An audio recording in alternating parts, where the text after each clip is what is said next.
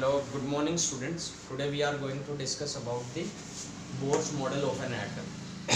अभी तक हमने क्या क्या पढ़ लिया? हमने थॉमसन मॉडल पढ़ लिया जिसमें वाटरमेलन को क्या है एटम से कंपेयर कराया था। उसमें हमने क्या देखा था कि जो सीड्स है वाटरमेलन में ब्लैक सीड्स है that are going to be the electron of an atom and the red portion of the watermelon is nothing but the space that is available in the atom. जो atom का खाली space है या जहाँ protons और कुछ और present है that part of an atom, ठीक है, जो रेड। लेकिन उसकी थ्योरी में उसकी थ्योरी जो उसने पुट अप की उससे हमने ये देखा कि कोई एक्सपेरिमेंटल प्रूफ नहीं है, तो इससे हम मतलब शॉर्ट नहीं कह सकते कि एटम का स्ट्रक्चर यही है। इसके बाद रुदरफोर्ड आए। रुदरफोर्ड ने अपना बताया। रुदरफोर्ड का स्कैटरिंग मॉडल था, आपको पता है क्या था? एक जिंक सल्फाइड की स्क्रीन थी जिसके ऊपर उसने क्या कराया, अल्फा पार्टिकल्स को गोल्ड फॉइल से पास करा के उसके ऊपर ब्लिंक कराया। अगर वो उसमें आपने क्या देखा कि most of the alpha particle क्या है, वो स्ट्रेट पास हो रहे हैं, ठीक है, ज़्यादातर। कुछ है जो स्मॉल एंगल से डेविएट हो रहे हैं और कुछ है जो 180 रिबाउंड हो रहे हैं। 12,000 में से चांस है कि कोई एक रिबाउंड हो जाए, ठीक है, ये मैंने आपको पढ़ाया था। लेकिन हमने जो पढ़ा रुदरफोर्ड के एटॉमिक मॉडल में भी कमियां थी। रुदरफोर्ड ने सब कुछ एक्सप्लेन किया, प्रॉपरली सब कुछ एक्सप्लेन किया, लेकिन रुदरफोर्ड ने एक चीज़ एक्सप्लेन नहीं की। रुदरफोर्ड ने कहा कि अगर ये एटम है, ये न्यूक्लियस है, तो इसके अंदर है आपके प्रोटॉन प्लस न्यूट्रॉन, और उसने बताया कि इलेक्ट्रॉन क्या है, इस न्यूक्लियस के चारों ओर रिवॉल्व करते हैं, ठीक है, ये मैंने आपको उस दिन भी बताया था। लेकिन उसने ये नहीं बताया कि ये रिवॉल्व इलेक्ट्रॉन मतलब कहाँ ऑर्बिट, उसने बताया कि ऑर्बिट्स में रिवॉल्व करते हैं। अब ये इसने ये नहीं बताया कि ये एक डिफाइंड ऑर्बिट है या कैसे, यहाँ पे भी कर सकता है, यहाँ पे भी कर ले, करने में यहाँ पे भी कर।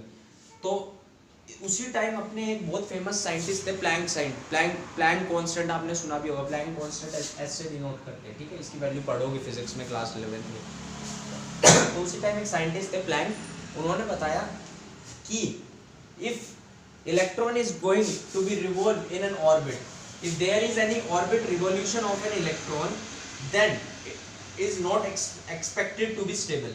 अगर कोई इलेक्ट्रॉन ऑर्बिट में रिवॉल्व कर रहा है जो एज पर रुदरफोर्ड, तो वो स्टेबल नहीं है, that atom is not going to be stable. क्यों?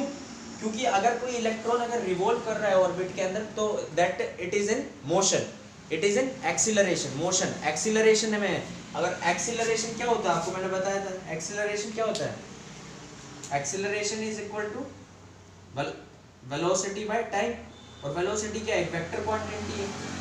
तो हर डायरेक्शन पे अगर इलेक्ट्रॉन यहाँ है तो ये डायरेक्शन, यहाँ है तो ये डायरेक्शन, यहाँ है तो ये डायरेक्शन, यहाँ है तो ये डायरेक्शन, यहाँ है तो ये डायरेक्शन, तो हर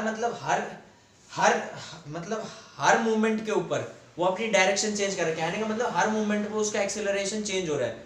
चलो 2 मीटर पर सेकंड स्क्वायर की स्पीड से रिवॉल्व कर रहा है वो, स्पीड ठीक है, लेकिन डायरेक्शन तो हर जगह चेंज हो रही है। Acceleration is a vector quantity, vector में क्या है, डायरेक्शन चेंज हो रही है, तो क्या एक्सेलरेशन चेंज हो रहा है उसका बार बार।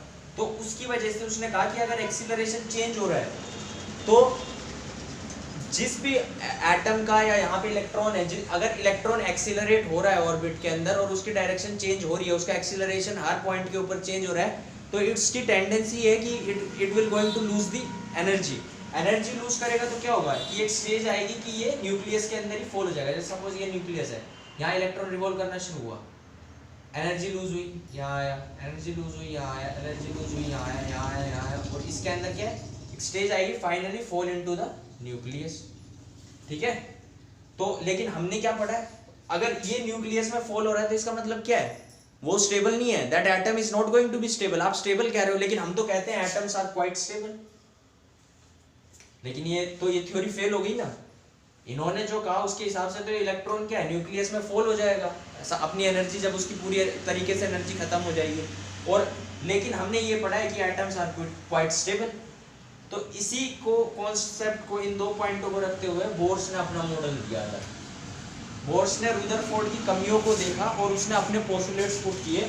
उसने कहा कि जो इलेक्ट्रॉन रिवॉल्व हो रहे हैं एटम के चारों तरफ, या सॉरी न्यूक्लियस के चारों तरफ, जो इलेक्ट्रॉन आपके रिवॉल्व हो रहे हैं, they are revolve in a special orbit, और उनको नाम दिया उसने डिस्क्रीट ऑर्बिट। ये नाम याद होना चाहिए आपको, और NTSC, ठीक है, ये आपकी बुक में नहीं है, मैं बता रहा हूँ, डिस्क्रीट ऑर्बिट में, ठीक है।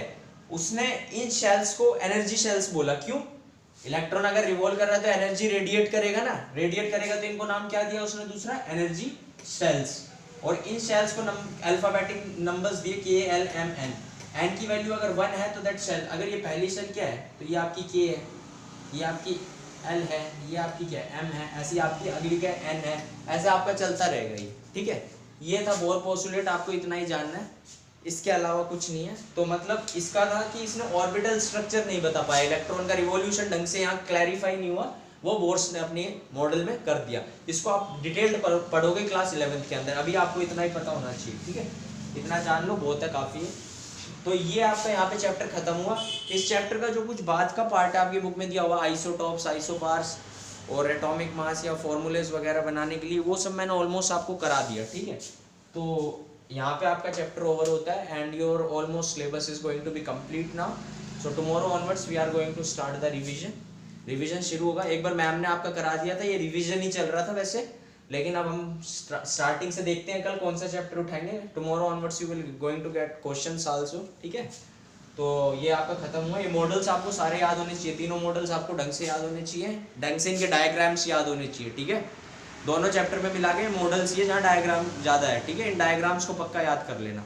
तो आज के लिए इतना ही, thank you, have a good day and prepare well for your examination.